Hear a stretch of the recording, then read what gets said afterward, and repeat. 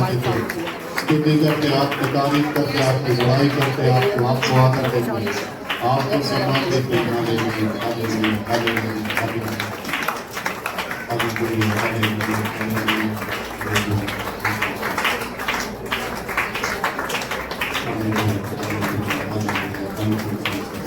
अपने दाहिने हाथ को सर के उठाएं और मेरे पीछे बोले, यहोवा परमेश्वर, आपके प्रेम, आपकी दया के लिए धन्यवाद, आपके अनुग्रह के लिए धन्यवाद, जो मेरे ऊपर हुआ, अनुग्रह पर अनुग्रह जो तूने मुझे दिया, मेरे स्वामी, मेरे खुदा, मेरे पवित्र आत्मा, मैं आपको धन्यवाद देता हूँ। अपने आत्मा के द्वारा मेरे मन को, मेरे प्राण को और मेरे शरीर को तैयार करिए, तैयार करिए। मैं आपका हूँ पिता, अपने जीवन के हर एक भाग को, अपनी देहात्मा प्राण को आपके जीवित हाथों में सौंपता हूँ। धन्यवाद पवित्र आत्मा, आपकी दया के लिए मुझे तैयार करें, आत्मा में, आत्मा में, आत्मा में। मुंह खोले तारीफ करें।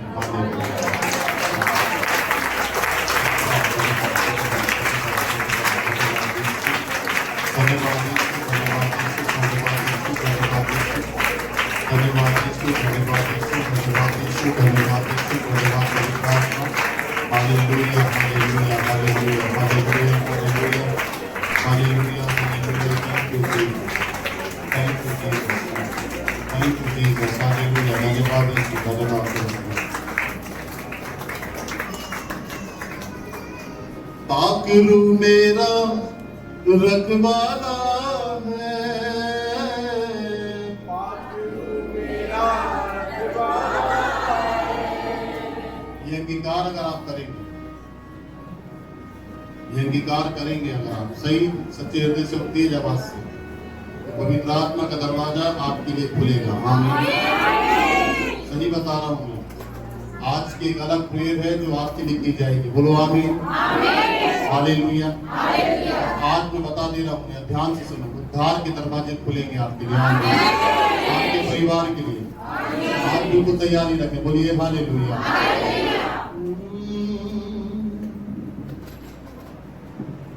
मेरा मददगार कितना है, हाँ मेरा मददगार कितना है। पाकरू पाकरू पाकरू पाकरू पाकरू पाकरू पाकरू पाकरू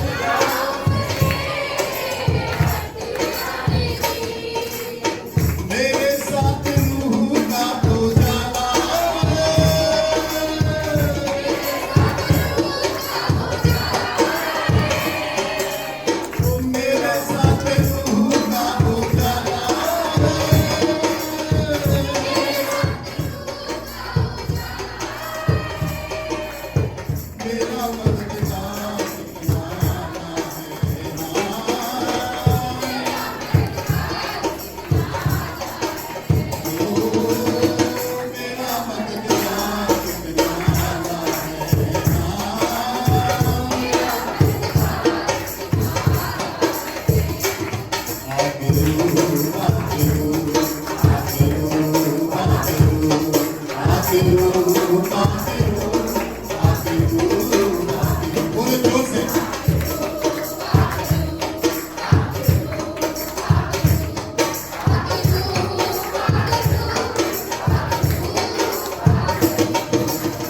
बारिशों तूफानों में हवाओं में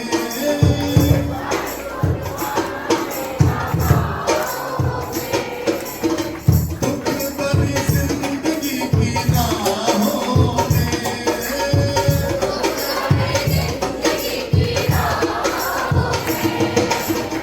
बारिशों तूफानों में हवाओं में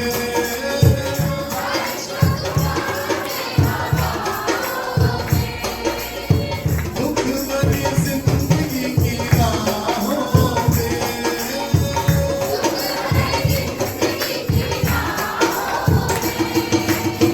हर कदम पे मुझको सहारा है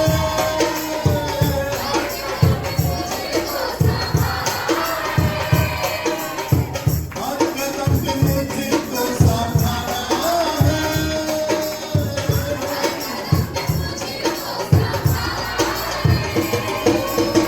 मेरा मददगार अपने हाथ पर उठाए मेरा मददगार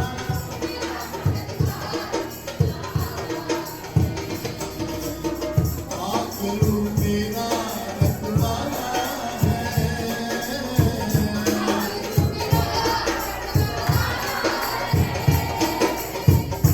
आखिरू मेरा रखवाला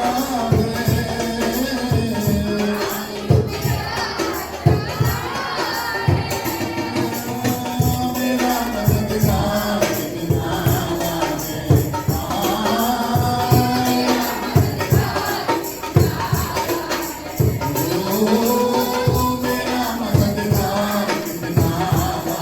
अपने हाथ पर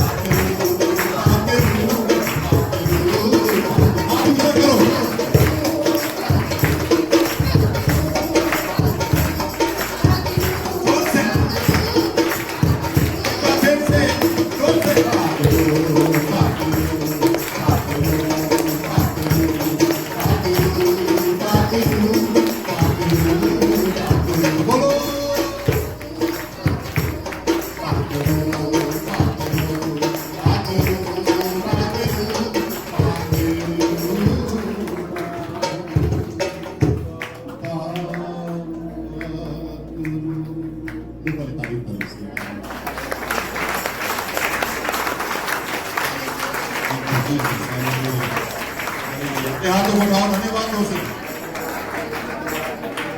जोर से बोलो, प्रभु तेरी बरकत को मैं आज पाना चाहता हूँ, प्रभु तेरी बरकत को मैं आज पाना चाहता हूँ, तेरे मजे से भरना चाहता हूँ, तेरे मसीह से भरना चाहता हूँ। तेरी आमीन। जोरदार ताली जितनी परमेश्वर के वचन से हम लगातार सीख रहे हैं विश्वास में मजबूत होना और आत्मिक ग्रोथ, आत्मा की बढ़ोतरी, आत्मिक जीवन की बढ़ोतरी, स्पिरिचुअल ग्रोथ, आत्मिक ग्रोथ। ये बहुत इंपॉर्टेंट है कि आप अपनी आत्मा के बारे में चिंता करें। आत्मिक ग्रोथ, बोलो आत्मिक ग्रोथ, बोलो आत्मिक उन्नति। सबसे इंपॉर्टेंट सही है,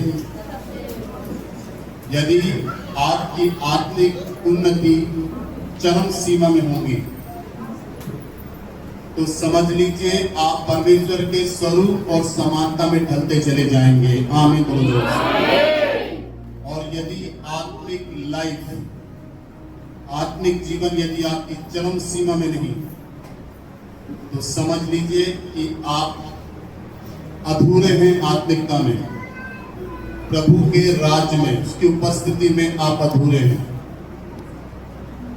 इसलिए आत्मिक ग्रोथ एक विश्वासी के लिए इंपॉर्टेंट है, जैसे शरीर के लिए खाना इंपॉर्टेंट है, ऐसे ही आत्मा के लिए आत्मिक ग्रोथ, उसका वचन इंपॉर्टेंट है। वचन उन्नति करता है, हमारी आत्मिक ग्रोथ की सीमाओं को बढ़ाता है वचन। पवित्र आत्मा की एक गहरी मदद होती है वचन में एक विश्वासी के लिए कि वे आत्मा और वचन और आत्मा में बढ़े। इसलिए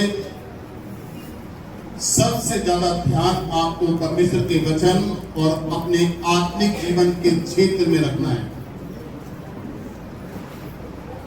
संसार में आपने क्या पाया, क्या नहीं, क्या मिला, किसकी खोज कर रहे हैं आप, क्या पाने के लिए खोज कर रहे हैं, वो इंपॉर्टेंट नहीं है।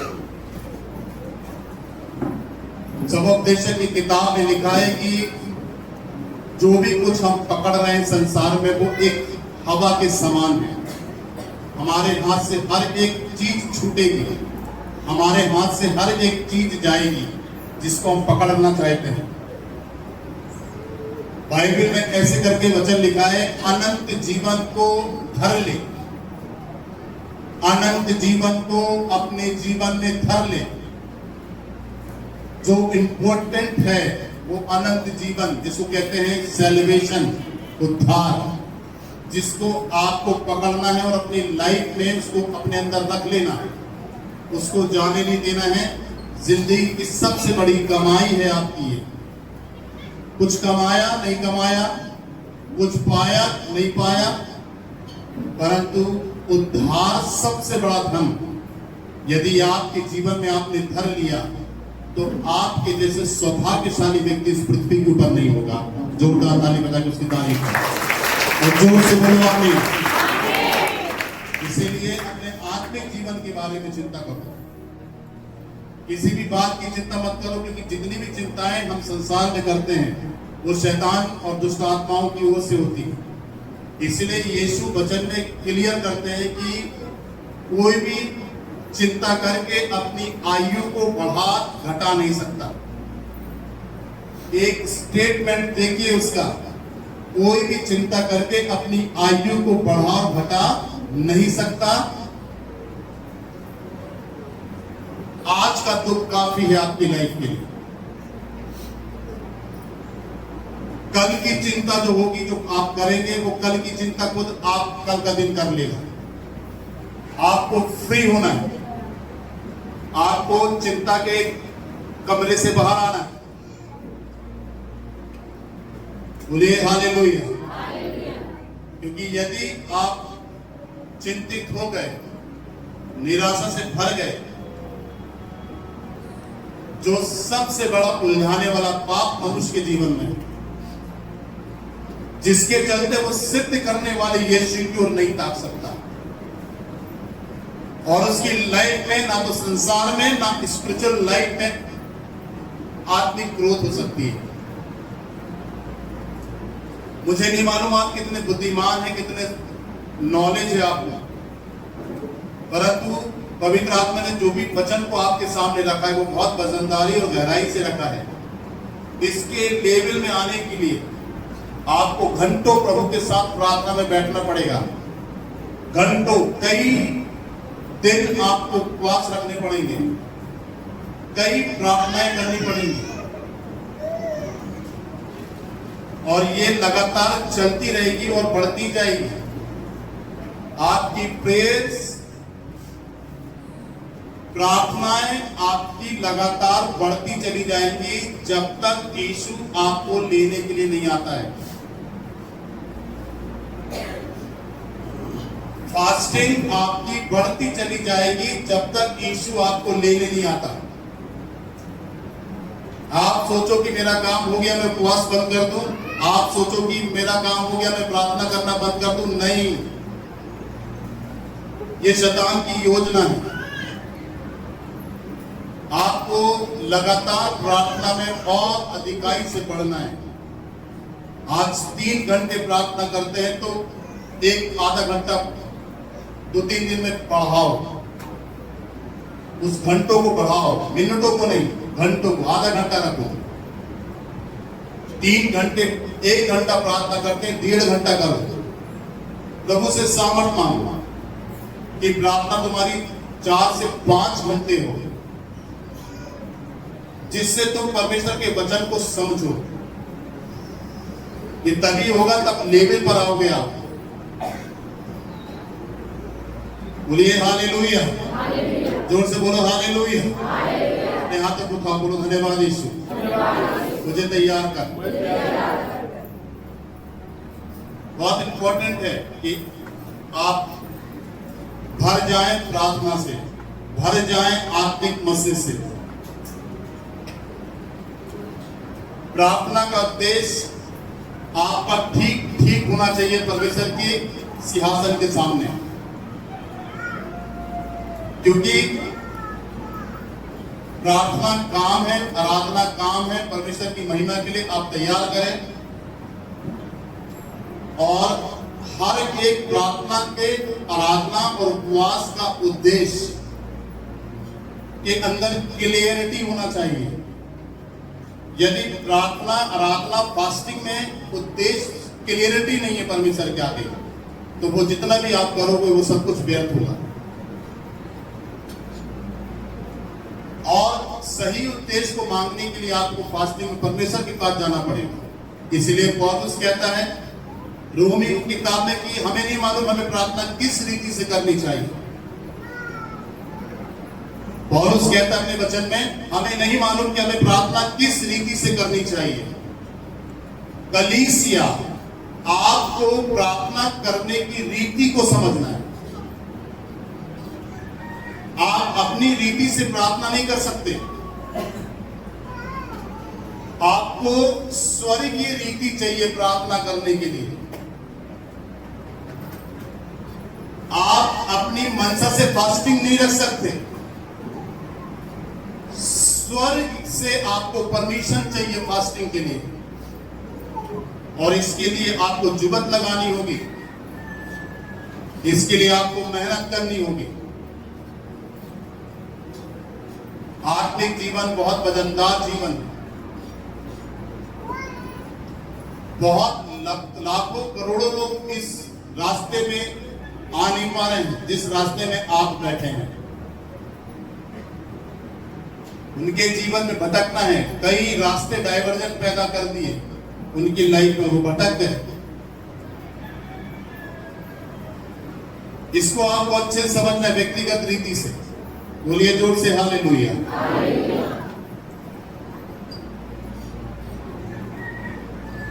इब्रानियों 12 अध्याय निकालिए, एक एक पॉइंट को बिल्कुल दिमाग में सेट करो। अपने सिर को ऐसे पकड़ो, बोलो पवित्र आत्मा मुझे समझ दीजिए। अपने वचन का प्रकाश मेरे मन में चमकाइए और मेरी आंखों को ज्योतिर्मय करिए। आमीन।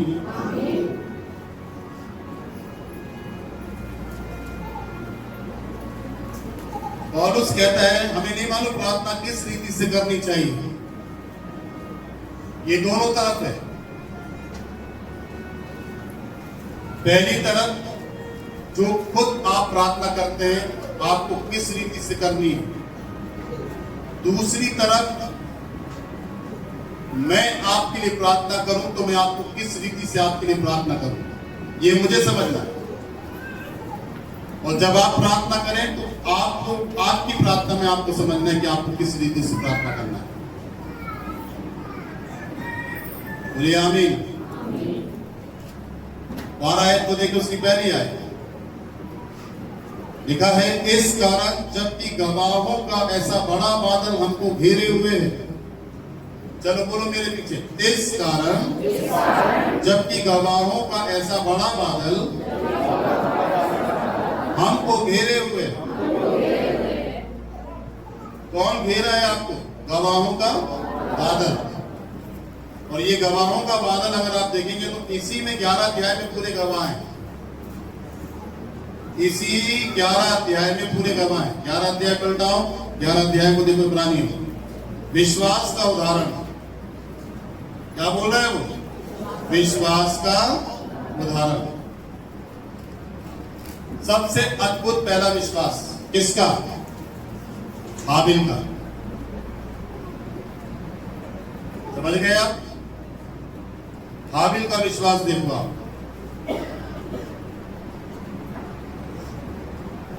इसके सगे भाई ने मार डाला इसे जलन के मारे।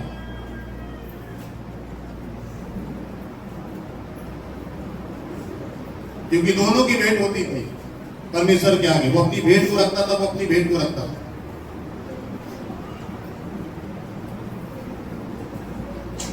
और दोनों की भेंट, दोनों खड़े हैं बाजू में, वो भी इधर खड़ा है, वो भी इधर खड़ा है।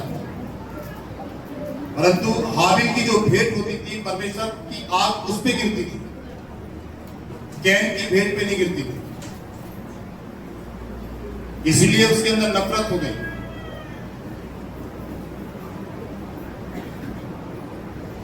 परंतु जो भेंट थी वो परमेश्वर के लिए एक सम्मान था, वो परमेश्वर के प्रति एक विश्वास योग्यता थी। जो भेंट थी हाबिल की, वो परमेश्वर के प्रति विश्वास योग्य भेंट थी, समर्पित भेंट थी। और परमेश्वर इस बात को अच्छे से जानता था।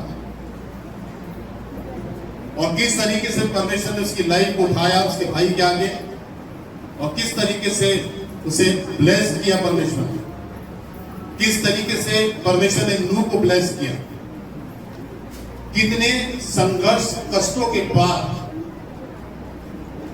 जब नूह के बच्चे बाजार जाते थे उस सामान को लेने, तो बाजार में सारे लोग नूह के बच्चों के ऊपर हंसते थे, उनका ठट्टा उड़ाते थे।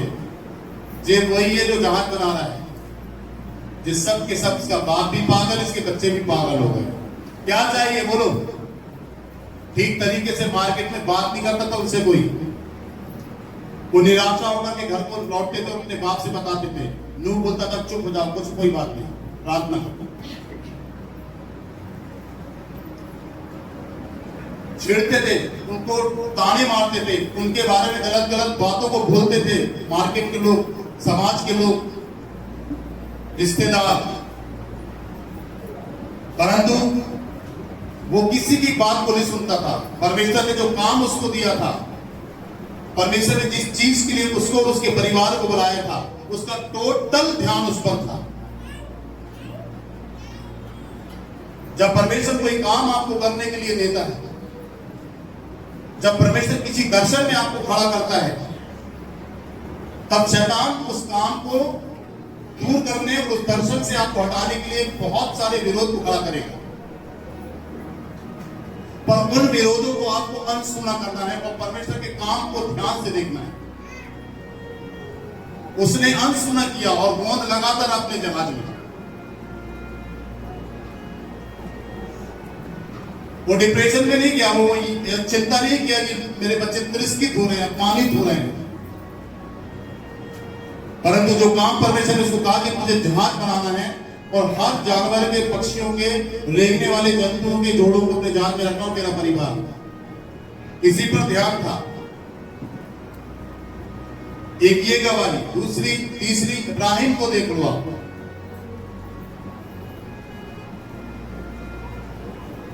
सौ साल की उम्र में उसको परमेश्वर ने एक लड़का दिया। 100 साल जब पुख्ता हो गया, उसकी पत्नी 90 साल की थी और बाइबल बताती है कि वो विश्वास का पिता था इब्राहिम, वो पीछे नहीं हटा। ऐसे देख सकते हैं आप 11 अध्याय में, इसलिए पौलुस अब लिखता है 12 अध्याय को। वो कहता है इस कारण जबकि गवाहों का ऐसा बड़ा बादल, गवाह कौन है? यही लोग हैं। गवाह कौन है? जिनकी लाइफ में गवाही है परमेश्वर की। गवाह कौन है? गवाह जिसके जीवन में गवाही है, जिसको परमेश्वर ने छुआ, छुटकारा दिया, बड़े संघर्ष में डाला और निकाला भी, विपत्ति में डाला और निकाला भी। शद्रक, मेशक, अबेदनगो, दानियेल, ये सब गवाह हैं। और यदि आप परमेश्वर के एक बड़े संघर्ष में जी रहे हैं, तकलीफ में जी रहे हैं, परमेश्वर का नाम लेकर, आप गवाह के बादल बन रहे हैं। बोलिए आमीन, हालेलुया। क्योंकि जब तक गवाही आप पर नहीं होगी, तब तक आप गवाह के बादल नहीं बन सकते। आपकी लाइफ में, मसीह में आने के बाद आपकी लाइफ में गवाही होना जरूरी है, पक्की गवाही, हल्की फुल्की और आपसे रिलेटेड गवाही नहीं, आपके दुख वाली, आपके परेशानी वाली गवाही नहीं। गवाही वो है जो परमेश्वर से रिलेटेड है। आपने कितना गिरे, कितना उठे, कितना घिसटे, ये नहीं। आपने अपने घर को बनाने, अपनी लाइफ को बनाने के लिए कितना संघर्ष किया, गवाही ये नहीं। गवाही परमेश्वर से आती है। और गवाही ये है जैसे 90 साल, 100 साल, ये गवाही है। परमेश्वर ने उसकी कोख को बंद करके रखा, उसके शरीर में ताकत थी, जवान थी उसकी पत्नी। नूह की लाइफ में कोई परेशानी नहीं थी, सारा जंगल उसके अधिकार में था, तब जानवर बात मान रहे हैं। गवाही वो जो परमेश्वर से रिलेटेड है। इसलिए पौलुस कहता है जब तुमने अपने लिए लात घूंसे खाए तो इसमें कौन सी बड़ाई की बात है? प्रभु के लिए लात घूंसे खाकर बताओ तो जाने, गवाही ये। और पौलुस कहता है अभी ऐसी दिक्कत नहीं आएगी तुम्हारे ऊपर जो तुम्हें इस स्थिति में आना पड़े। मैं बहुत लोगों की गवाहियों को सुनता हूं, मैं समझता हूं और हंसता हूं मन में, और प्रभु से ये दुआ करता, प्रभु इसको सीयू की मान में नहीं करती। हजारों लोगों की गवाही, लाखों लोगों की गवाही में सुनता हूं और मैं बोलता प्रभु इसको शद्रक, मेशक, अबेदनगो के समान आग की भट्टी में बंद नहीं करता।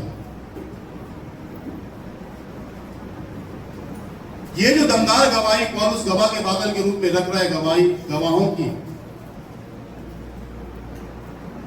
ये पूरे आत्मा के कॉन्फिडेंस से वो कलीसिया के सामने इस बात को रखता है। बोलिए जोर से हालेलुया। पौलुस कहता है यीशु मसीह ने एक बार 39 कोड़े खाए, पर 39 कोड़े मैंने कई बार खाए। किसके लिए मार खा रहा है? अपने लिए नहीं कि उसको 2 वक्त की रोटी शांति से या उसका काम बन जाए, नहीं, प्रभु के लिए। बोलिए हालेलुया। अभी करना क्या है आपको आगे देखिए, गवाहों का बादल आपको घेरे हुए। जब शद्रक, मेशक, अबेदनगो को परमेश्वर आग की भट्टी से निकालता है तो आपको भी निकालेगा। आमीन बोलो जोर से। जब डैनियल को सिंह की मां से परमेश्वर ने निकाला तो आपको भी निकालेगा। बोलो हालेलुया। इसलिए आगे देखो क्या लिखता है, वो कहता है हर एक रोकने वाली वस्तु और उलझाने वाले पाप को दूर करो। रोकने वाली वस्तु का मतलब है, एक बहन के घर में मैं गया, उस बहन से उसका पूरा परिवार बैठ गया। उस पूरे परिवार में उसका एक बेटा था जो चर्च नहीं आता था। मैंने बोला बहन तेरे घर में सारे लोग चर्च में आते हैं, ये वाला बेटा चर्च नहीं आता, क्यों नहीं आता? तो वो बहन बोलती है अपने बेटे के लिए कि ये दोस्तों यारों में रहता है, इसकी संगति गलत है। बोला रविवार के दिन भी? बोले हाँ। तो मैंने बेटे से पूछा क्यों? रविवार के दिन तुम और बाकी दिन में दोस्तों यारों के साथ रहते हैं, वो दोस्त जिनके साथ तुम रहते हो वो कैसे हैं? वो कहता है मेरे दोस्त बोलते हैं अरे छोड़ यार चर्च कहां जा रहा है, चल ना अपन चलते हैं घूमने। ये है रोकने वाली वस्तु।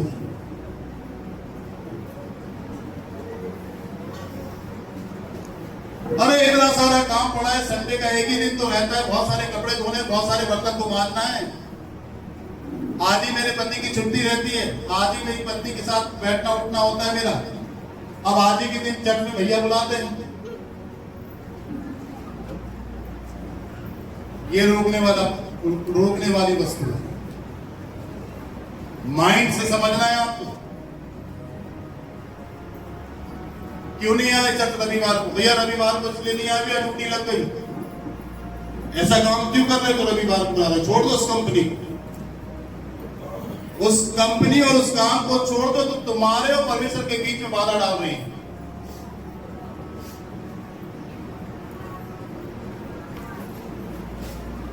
अच्छा क्यों नहीं आए? तो तुम क्यों नहीं आए काम में? भैया बहुत ज्यादा काम आ गया, इसलिए मालिक ने बोला कि तुम्हें ही करना है। कितने लोग हैं तुम्हारी फैक्ट्री के अंदर? 500 वर्कर है। मैंने तुम्ही को बोल रहा है।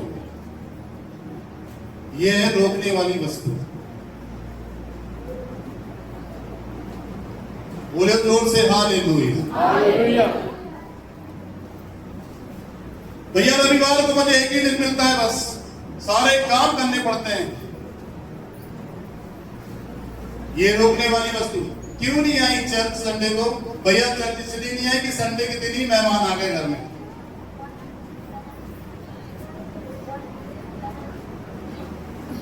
संडे के दिन ही आ गए। बोले भैया संडे के दिन ही आ गए, फिर वो रुक गए, फिर खाना ना बनाना था।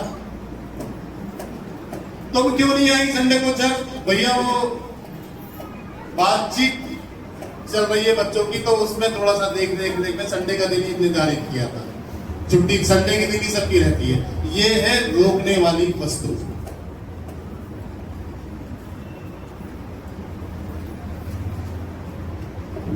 ना समझ नहीं हो, दूध नहीं पी रहे हो, रोटी खाते हो, आप अपने हाथ से खुद अपनी आशीषों को खो रहे हो। वो कहता है रोकने वाली वस्तु। और आगे कहता है उलझाने वाले पाप। बोलो उलझाने वाले पाप। उलझाने वाले पाप का मतलब है जो पाप की हिरासत में है,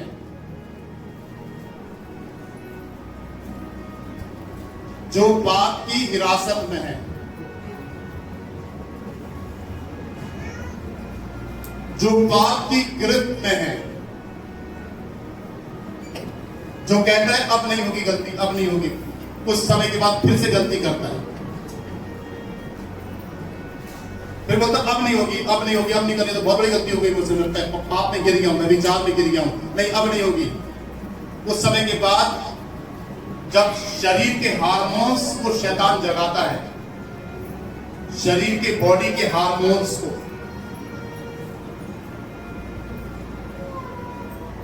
तब कुछ सूझता नहीं है, बस जो गंदी चीज दिख रही है बस उसे देखना है। ये उलझाने वाले पाप है।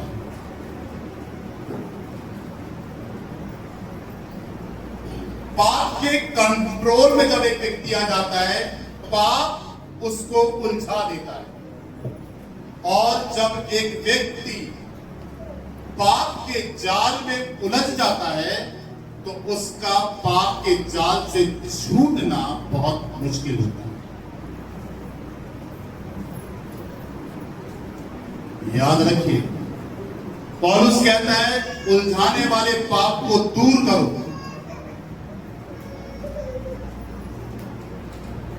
जोर से बोलो, उलझाने वाले पाप को दूर करो।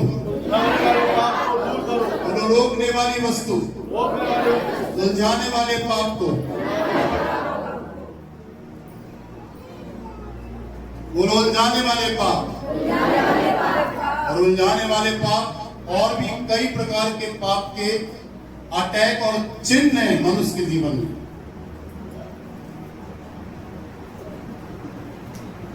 जो उसकी आत्मिक ग्रोथ को रोक देते हैं, जिससे वो किसी भी चीज में सिद्ध नहीं हो पाता।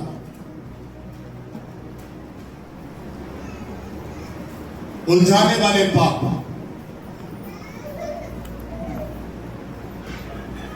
उलझ गया शैतान।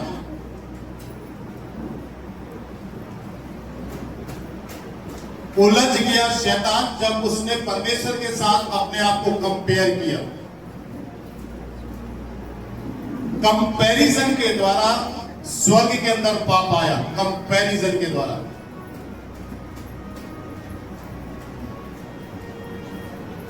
पौलुस कहता है अपने सामने वाले व्यक्ति को अपने से ज्यादा अच्छा समझो, उससे अपने आप को बढ़कर नहीं। उसका कहने का तात्पर्य क्या है? सामने वाले व्यक्ति को कमजोर नहीं समझना है आपको।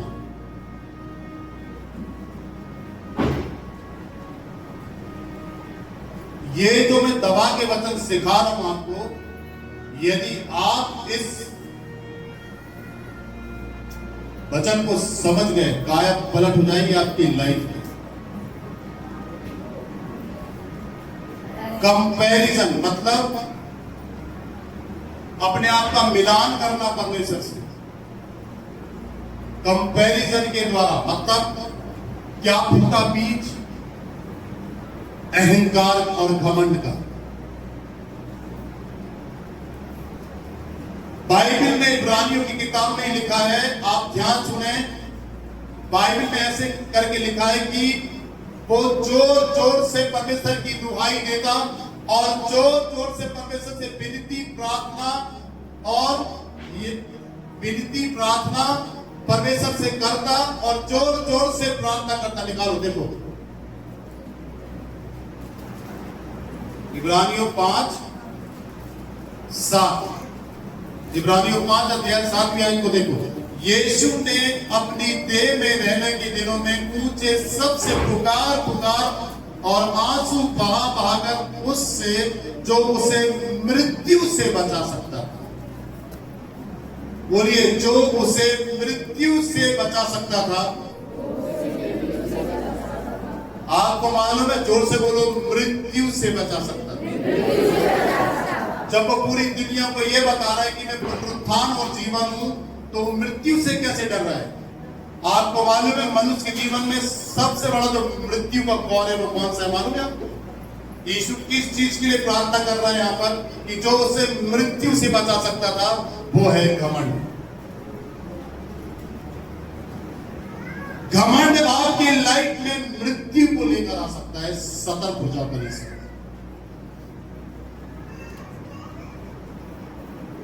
और आंसू बहा कर परमेश्वर से प्रार्थना करता कि परमेश्वर इस घमंड से मुझे बचाना, क्योंकि यीशु की कीर्ति थी, यीशु की महिमा थी, पूरी भीड़ उसके पीछे चलती थी। तब भी वो खुदा के सामने घुटने टेक के रो रो के आंसू बहाता था। एक व्यक्ति आया और यीशु से कहता, हे उत्तम गुरु, मैं स्वर्ग जाने के लिए क्या करूं? यीशु कहता, कौन है उत्तम? मैं उत्तम नहीं, ऊपर वाला उत्तम है। तू मुझे उत्तम क्यों कहता है? मृत्यु आपको नहीं मालूम आपकी लाइफ में दस्तक दे चुकी है।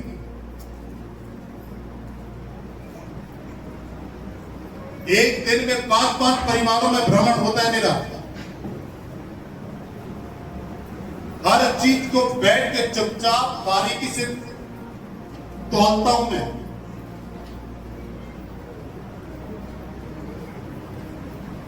आगरा को बहुत मेहनत करनी है, बहुत मेहनत करनी है, बहुत मेहनत करनी है आगरा को।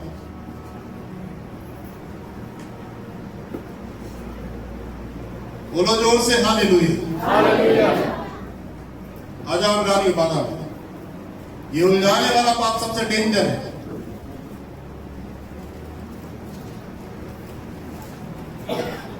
और वो कहता है वह दौड़ जिसमें हमें दौड़ना है, इन सबको दूर कर दो बोलता है। दूर कर दो, जो लोग तुम्हें चर्च में जाने नहीं देते उनसे दूर हो जाओ। ऐसे काम को, ऐसी फैक्ट्री को में काम छोड़ दो जो तुम्हें रविवार को परमेश्वर से मिलने ना दे। ऐसे घर के काम को लात मार के अलग कर दो जो तुम्हें परमेश्वर के आगे रोना ना दे। कि झाड़ू लगाना है, पोछा, बहुत सारे कपड़े धोने, बहुत सारे काम। ऐसे मेहमानों से भी अलग हो जाओ जो रविवार के ही दिन चुनते हैं आने के लिए।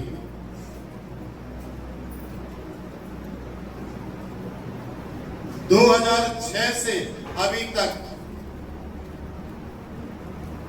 2006 से मैंने उद्धार पाया और अभी तक 2006, 2004 में काम स्टार्ट कर दिया था। 2002 में मैंने काम शुरू कर दिया था परमेश्वर का। आप बच्चे हो भी मेरे सामने बहुत, भले ही आपकी 60-80 साल की उम्र हो, तो भी आप मेरे सामने बच्चे हो। ये बात घमंड से नहीं कह रहा हूं। बहुत छोटे हो, आपकी समझ मेरी समझ। 2002-2000 में काम शुरू किया था मैंने। 2000 जब लगा था तो बात उठी थी कि पूरा इंटरनेट बंद हो जाएगा, टीवी बंद हो जाएगी। किसको मालूम है? किसी को मालूम है? 2000 जैसे ही लगा था, 1999 और 99 क्रॉस करने के बाद 2000 लगने वाला था घड़ी में, तो पूरे वर्ल्ड के अंदर हंगामा था कि पूरा इंटरनेट बंद होगा। टीवी जो कनेक्ट है, एंटीने से जो चीजें कनेक्ट है, टीवी, कंप्यूटर, सारा सिस्टम, टेक्नोलॉजी आइटम फर्स्ट हो जाएगा। इसलिए सारे फ्रिज, अपने सारी लाइट्स और सारे कंप्यूटर्स को, लैपटॉप को बंद कर दो। उसे 12 बजे ठीक प्रभु के साथ में बैठा हुआ था 2000 में, जब 2000 लगा था। मैंने प्रभु क्या ये सचमुच ऐसा होने वाला है? अब आप समझ लो कब से प्रभु चुना और कब से अपने अनुभव से लेकर आ रहा है।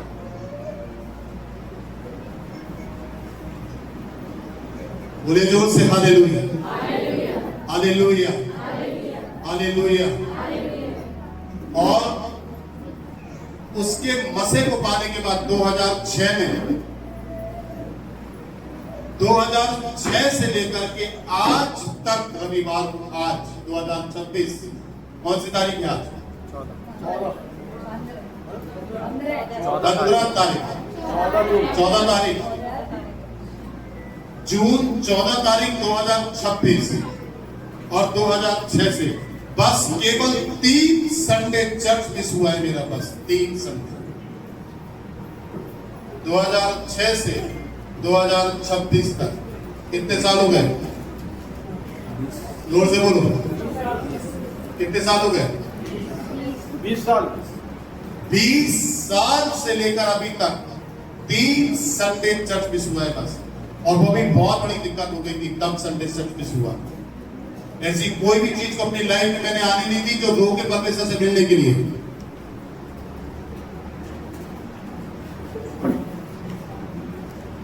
जब एक व्यक्ति विश्वास में बोल्ड होता है ना, तो परमेश्वर चलता है उसके विश्वास को देखकर उसके साथ।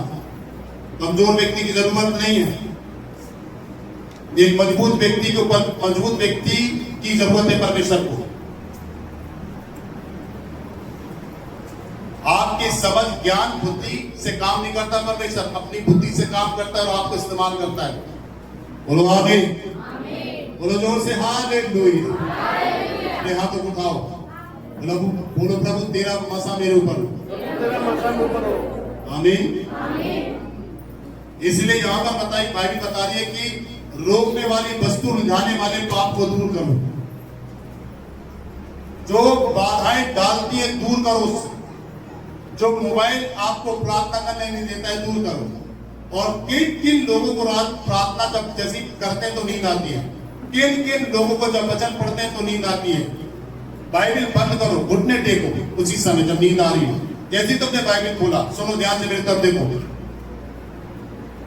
और तुमने जैसी बाइबल खोला वैसे तुमने पढ़ने लगा, बस तुम्हारी आंखें बंद होने लगी, तुम्हारी भारी आंखें हो गई बहुत। उसी समय बाइबल को बंद करो, घुटने टेको और बोलो, प्रभु भजन संहिता 42 अध्याय के अनुसार तेरी भूख और तेरी प्यास मेरे अंदर डाल दे। आमीन। और जब जब नींद आए तब तब घुटने टेको और बोलो, प्रभु तेरी भूख मेरे अंदर आए, तेरी प्यास मेरे अंदर आए। जिसको चिंता होती है ना, वो उसको नींद नहीं आती, कुछ करने की, कुछ पाने की। आपको भूख और प्यास होना चाहिए प्रभु को पाने की। और जिसके अंदर भूख और प्यास होगी ना, 10 दिन भी अगर वो नहीं सोए ना रात में, तो भी प्रार्थना में सोएगा नहीं, वो जगेगा। आमीन। क्योंकि उसके अंदर भूख है, उसे परमेश्वर से मिलना है, उसको परमेश्वर को पाना है, उसको वचन को खाना है, पवित्र आत्मा के मसे से उसको भरना है। उसका उद्देश्य है कितनी भी नींद सताए वो जगेगा, क्योंकि उसने भूख मांगा है अपने अंदर। कभी भी नींद आए, घुटने टेको, प्रार्थना करो परमेश्वर से, परमेश्वर तेरी भूख दे। और याद रखो, जिसको भूख लगती है ना, उसको नींद नहीं आती। और जैसी खाना उसके अंदर गया ना, वैसी वो नशे में हो जाता है। जिसको प्यास लगती है ना, जी मचलाता है ना जिसका, उसको नींद नहीं आती। मैंने एक व्यक्ति से पूछा, रात में नींद आई? बोले नहीं आई भैया। क्यों? बोले भैया रात में खाना खा के सोए नहीं, भूख लग रही थी। तो मैंने अच्छा हुआ खाना खा के नहीं सोया, प्रार्थना कर लेता। इसलिए उपवास क्यों ठहराया परमेश्वर ने, कि तो भूखे रहो, कि तुम्हारी शारीरिक भूख आत्मा के शरीर में बदल जाए और तुम्हें आत्मिक भूख भी लगने लगे। बोलो आमीन। हालेलुया। इसीलिए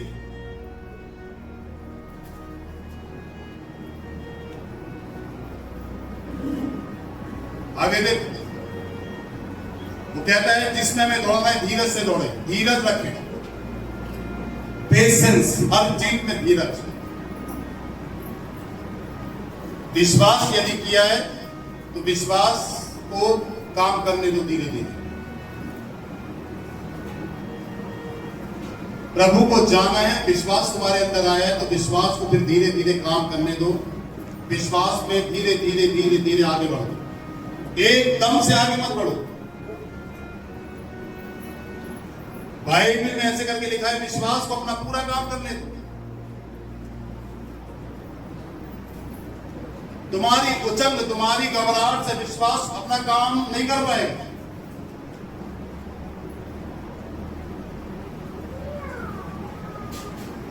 इसलिए विश्वास को काम करने दो अपनी लाइफ में, धीरज से विश्वास में चले, धीरज धरे, विश्वास को काम करने दें। प्रभु के साथ हर चीज में धीरज धरे, झटपटाए नहीं, घबराए नहीं, डरे नहीं, धीरज को काम करने दो अपना। वो कहता है धीरज से दौड़ो, जल्दी जल्दी जल्दी जल्दी जल्दी जल्दी प्रार्थना नहीं, धीरज से प्रार्थना करो परमेश्वर के साथ। जल्दी प्रार्थना मत समेटो, धीरज से प्रार्थना समेटो। जल्दी उपवास करो, जल्दी मत खा लो, उपवास धीरज से रखो, चलने दो उपवास। एक गाना गा के आराधना मत खत्म कर दो, आराधना को भी चलने दो धीरे धीरे। वो कहता है दौड़, कौन सी दौड़ है? आत्मिक दौड़। और आत्मिक दौड़ में क्या क्या चीज आती है? ये सब।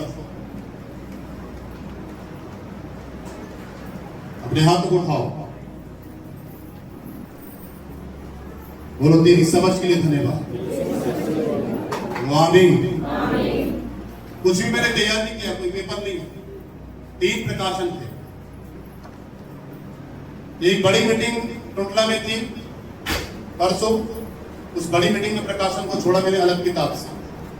टुंडला में मुझे बड़ी मीटिंग जो थी वो इस वाले वचन को देना था। परमेश्वर का आत्मा कहता नहीं, तुझे टुंडला में इब्रानी 12 अध्याय में बात करनी है, रोमियो 12 अध्याय में, और इब्रानी 12 अध्याय में रविवार को चर्च में बात करनी है। बोलो जोर से हालेलुया। धीरे से चलो, धीरे धीरे बढ़ो, जल्दीबाजी में जेल से निकला नहीं। तो पहले तो जेल से छूट गए उनको कहता है कि जाकर बताना इस आश्रय कर्म को, फिर उनको 3 साल के बाद उन्होंने फिरौन को बताया। जेल से वो यूसुफ के साथ निकले, यूसुफ जेल में था, और जो दोस्त यूसुफ के जो फिरौन के थे लोग, वो जो जेल से निकले, यूसुफ उनको कहता है कि जाकर जो मैंने बताया ना बताना फिरौन से। उसने ये नहीं बोला कल जब निकल जा तो कल ही मिलना जाकर फिरौन से, परसों ही मिलना जाकर मेरे बारे में बात करना, याद रखो। उसने जबरदस्ती नहीं की, बोले बात करना। 3 साल के बाद उन्होंने जेल से निकलने के बाद 3 साल पहले यूसुफ से बात किया उन्होंने जेल के अंदर, और जेल से वो छूट गए, और 3 साल के बाद वो फिरौन को बताते यूसुफ के बारे में। कितना पेशेंस और कितना वेट है आत्मिक लाइफ में।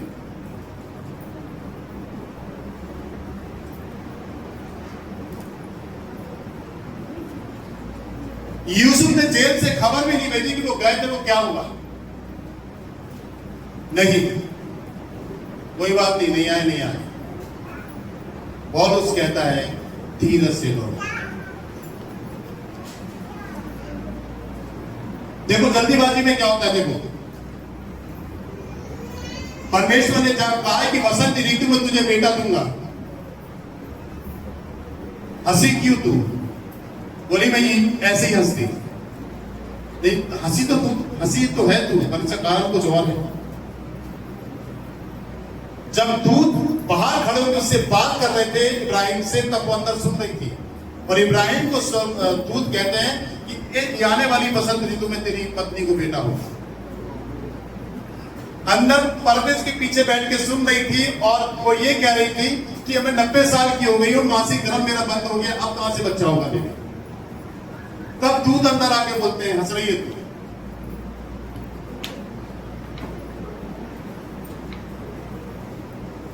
बोले नहीं मैं हंसी नहीं, बोले तू हंसी तो थी।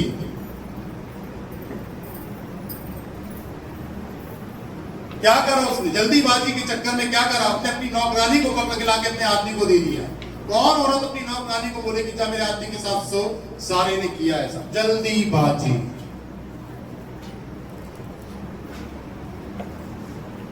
इसलिए धीरज से चलो। मैं हर एक बात तुम्हें अपने दिमाग से नहीं, तो भले मेरी मत मानो, अगर मेरे दिमाग की मेरे माइंड की बात हो, तुम परमेश्वर के वचन की बात मैं तुमसे कर रहा हूं, तुम नहीं मानोगे, तुम्हें सर पटक के नाक रगड़ के मानना पड़ेगा वचन। और सेंस रखो अपने अंदर, सेंस।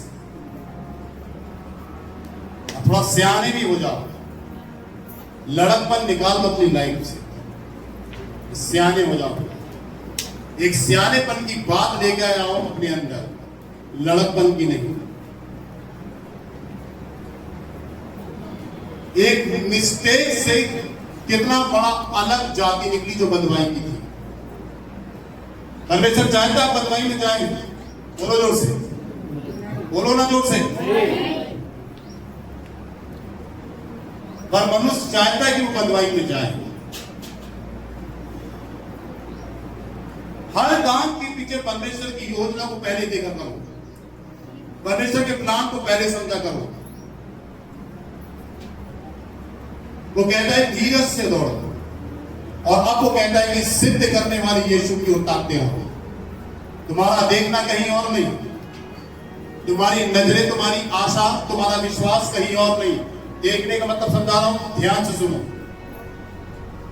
बिल्कुल स्पष्ट रीति से वचन को खोल रहा हूं मैं आपके सामने। जैसे घोड़े के अंदर से मवाद को निकाल देते हैं, ऐसे वचन को निकाल रहा हूं तुम्हारे सामने। तुम्हारे अंदर ताकत है तो ग्रहण करो। एक बहन मेरे पास आई और सबसे पीछे लाइन में खड़ी हो गई, सबसे आगे थी।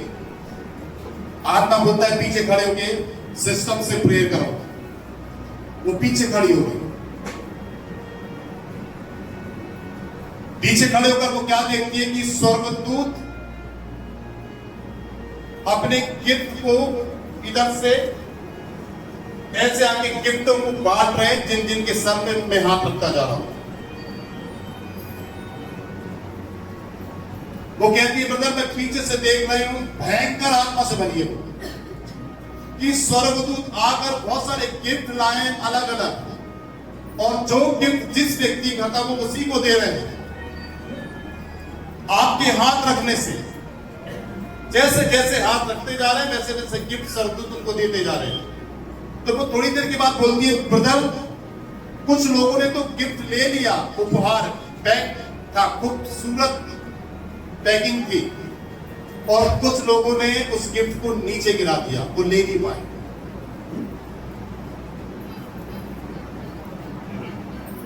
शायद हो सकता है आपकी आंखें आपकी चंगाई पर लगी हैं। हो सकता है आपकी आंखें आपके छुटकारे में लगी हैं। हो सकता है आपकी आंखें आपके धन पर लगी हैं। हो सकता है आपकी आंखें आपके अविश्वास पर लगी हैं। हो सकता है आपकी आंखें आपकी चिंताओं पर लगी हैं। हो सकता है आपकी आंखें आपकी निराशाओं में लगी हैं। हो सकता है आपकी आंखें आपके दर्द में लगी हैं। हो सकता है आपकी आंखें आपकी परेशानी की ओर है। हो सकता है आपकी आंखें आपकी बीमारी की ओर है। हो सकता है आपकी आंखें आपके कर्जे के ऊपर है, और हो सकता है आपकी आंखें आपके जादू टोने के ऊपर लगी है, जिसने आपको पौलुस कहता है सिद्ध करने वाले यीशु की ओर ताकते रहो। अपनी आंखों को हटाओ वहां से और यीशु को देखना शुरू कर दो आज से। बोलो हालेलुया। हटाओ सारी जगह से अपनी आंखों को, हटाओ चिंता की बातों से, घबराहट की बातों से अपनी आंखों को हटाओ और यीशु की ओर देखो।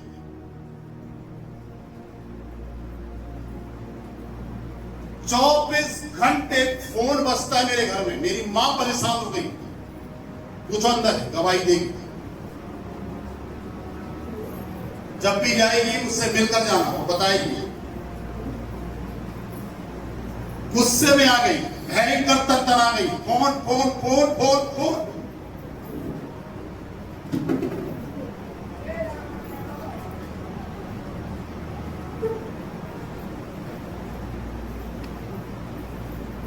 पर जितने भी लोगों के लिए प्रेयर हुई, जितने लोगों से मुलाकात हुई, सीधा इंडिकेशन था यीशु से जुड़ो, यीशु को देखो, वचन पढ़ो। मुझे परमेश्वर की महिमा को चुराना नहीं है कलीसिया। मैं परमेश्वर की महिमा को चुराऊंगा नहीं। तुम चुराओ खुदा अपनी महिमा को, खुदा की महिमा को, उसकी प्रशंसा को मैं उसे दूंगा। Hallelujah, hallelujah, hallelujah, hallelujah. बहुत सारी चीजों को डाल दूंगा ना भी फोन में, मैं तुमने वो देखी भी नहीं है। बैठाने की जगह नहीं होगी यहाँ। मैंने बहुत सारे ऐसे पॉइंट बंद करके रखे हैं। ऐसी ऐसी गवाहियां, ऐसी ऐसी चीजें, जबलपुर से, नागपुर से, महाराष्ट्र से लेकर के, एमपी से लेकर के उत्तर प्रदेश तक। घबरा जाओगे देखोगे, ऐसे ऐसे काम खुदा ने मेरी आंख के सामने किए। बैठा नहीं पाओगे लोगों को तुम चर्च में, इतने लोग होंगे। पर खुदा की महिमा को चुराना नहीं है, उसको देना नहीं। हालेलुया। जोर से अपने हाथों को उठाओ, बोलो धन्यवाद यीशु। बोले मेरे पीछे, मुझे सही आपने में लेकर आए, मुझे सही तरीके से समझदार बनाए। आमीन। तो हालेलुया। धीरज से दौड़ो, अपनी आंखों को हटाओ, सिद्ध करने वाले यीशु की ओर ताकते रहो। आगे देखो, इसको बता के समाप्त करूंगा। ध्यान से सुनो। जिसने उस आनंद के लिए जो उसके सामने धरा था, लज्जा की कुछ चिंता ना करके क्रूस का दुख सहा और परमेश्वर के सिंहासन की दाहिनी ओर बैठा। कोई भी बात की चिंता नहीं करेगी, उसकी बेइज्जती हो रही है। उसने कोई भी बात की चिंता नहीं करी कि वो लज्जित हो रहा है, लोग उसे गाली दे रहे हैं सबके सामने। उसने किसी भी बात की चिंता नहीं करी कि लोग उसकी बुराई कर रहे हैं। नगर नगर नगर नगर में उसकी बुराइयां हो रही हैं। अगर अच्छे काम भी हो रही हैं तो बराबर से बुराई भी हो रही है।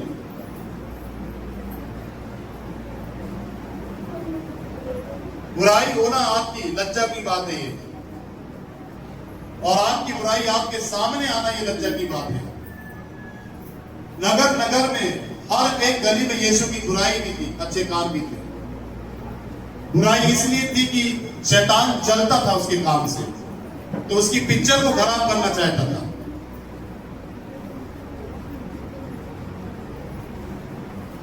शैतान आपकी बुराई तब करेगा जब आपसे जलेगा वो।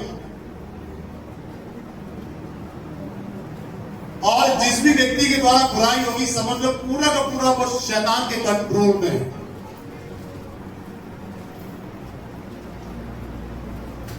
और ये बुराई जो लोग यीशु की करें ना, वो बुराई ने उनका पीछा नहीं छोड़ा।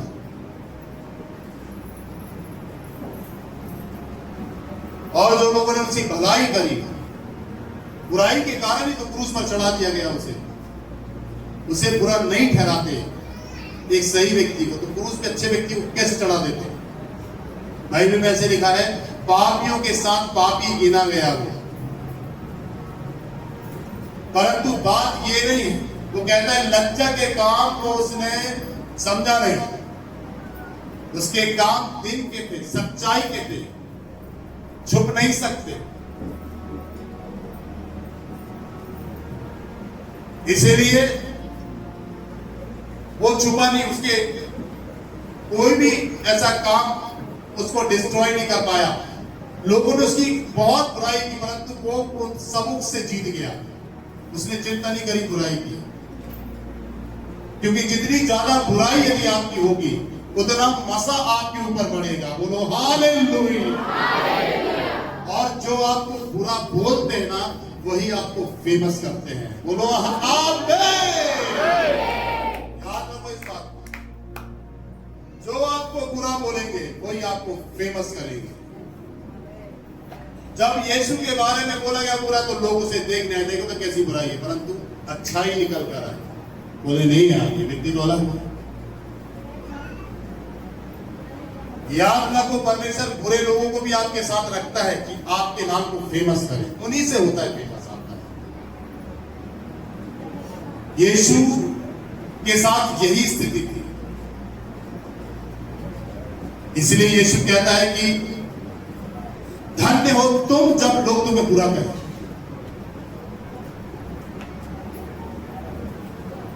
आनंदित और मगन होना, क्योंकि तुम्हारे नाम जीवन की किताब में लिखे गए। बोलो हालेलुया।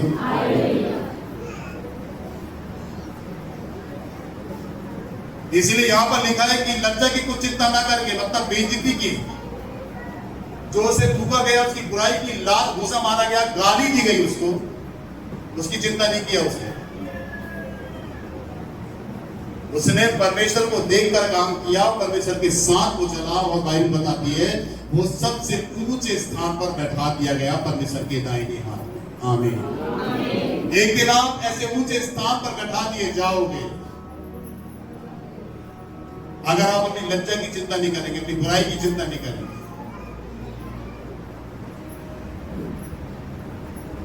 बोलो हालेलुया। आगे पूरा इब्रानियों 12 भयंकर भेद है। और अभी नहीं, धीरे धीरे चलेंगे हम। बोलो धीरे धीरे चलेंगे। मेरे पीछे बोलो धीरज से दौड़ेंगे, धीरज से दौड़ेंगे, धीरज से दौड़ेंगे। जल्दी दौड़ने वाला जल्दी थकता है, और धीरज से जो दौड़ता है ना जल्दी नहीं थकता, वो लंबी दौड़ दौड़ता है। आपको लंबी रेस का घोड़ा बनना है। बोलो मुझे लंबी रेस का घोड़ा बनना है। आमीन आमीन। धीरज धरा हुआ हूं मैं, धीरज पेशेंस, हाथ पैर फेंक करके मैं पैसों को इकट्ठा करके आगरे के अंदर जमीन ले सकता हूं, और धीरज से चल रहा हूं। गर्मी में मैं भी हूं, गर्मी में तुम भी बैठे हो। हाथ पैर फेंक करके खुद भी जल्दी से कोई निर्णय नहीं लूं, नहीं। कोई भी काम बिना परमेश्वर के दर्शन और उसकी अगुवाई के नहीं है मेरी लाइफ में।